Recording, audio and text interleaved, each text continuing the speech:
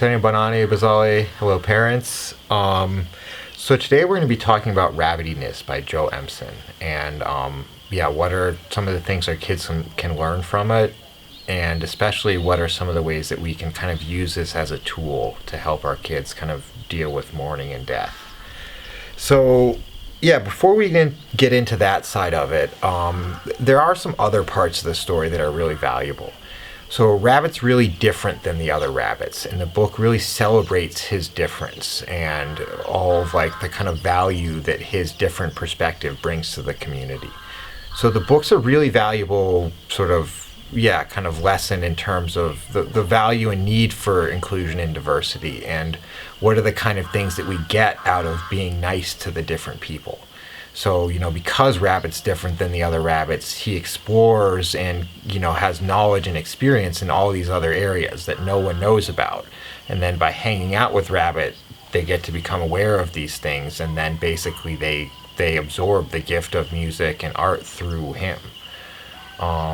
Again, the same way that other cultures bring new things into your culture, and, we can appreciate, all these kind of different things from, like the various ethnic foods that we can all enjoy from around the world to, kind of the different technologies that come from different places.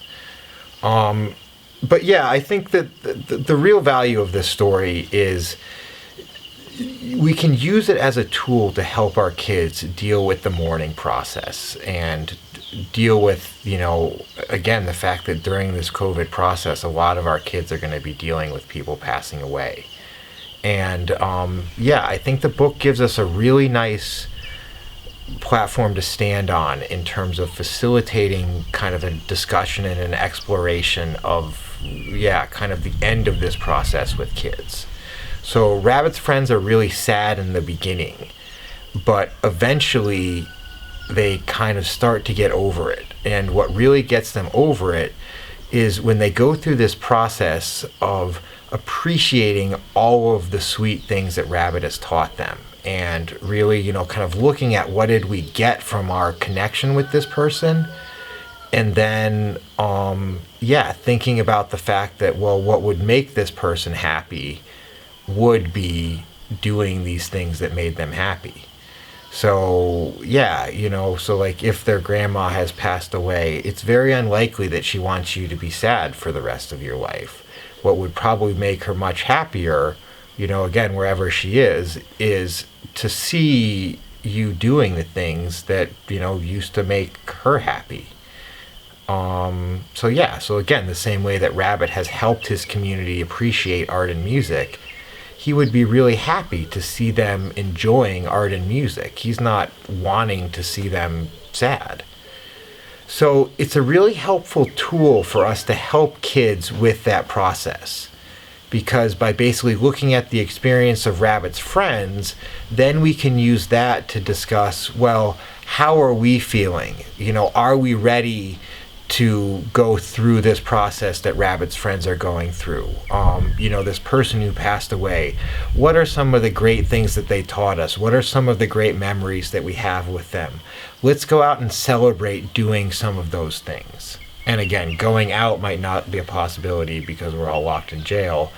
But, what can we do that is a celebration of that person, and that's going to be, bringing in what did we take from them?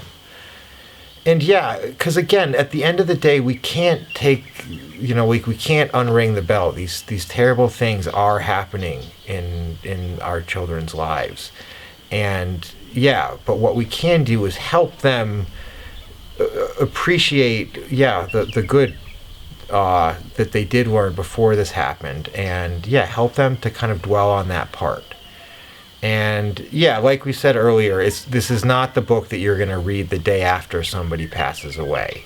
Where this book starts to be a really valuable tool is when the mourning period has concluded, and now it's time for us to get back to real life, get back to being stoked, and really get back to appreciating this person's legacy, not in terms of their death, but in the life that they lived. So again, unfortunately, hopefully, none of you guys will have to use this during the course of this thing.